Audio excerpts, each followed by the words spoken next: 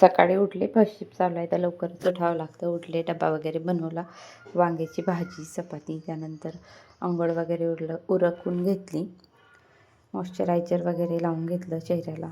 थंडी आहे तर गाल वगैरे सर्व स्किन खराब होते. त्यानंतर केस धुतले, बुधवारीच धुते मी केस नेहमी, तर केस वगैरे धुतले. त्यानंतर वॅसलीन वगैरे लावून घेतलं. इकडं कपडे वगैरे धुवून झाले. त्यानंतर सर्व कामं उरकली. इकडं ग्रीन टी घेतली. थंडी खूप पडते. माझं इकडं चालू आहे डान्स थोडाफार. इकडं पेशू झोपली आहे. नंतर उठली, तिला आंघोळ वगैरे घातली, नाश्ता वगैरे खाऊ घातला. संध्याकाळी मासे सकाळीच घेऊन ठेवले होते, त्याला मॅरिनेट करून ठेवलं होतं सकाळी, त्यामुळे एकच नंबर झाले मासे. इकडं खिचडी लावून घेतली आणि इकडं मासे फ्राय करायला घेतले.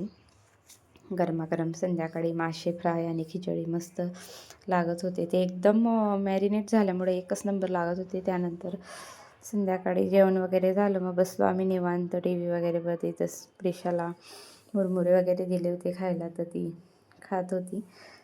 चला तर मग अशा प्रकारे आमचा आजचा दिवस पार पडला.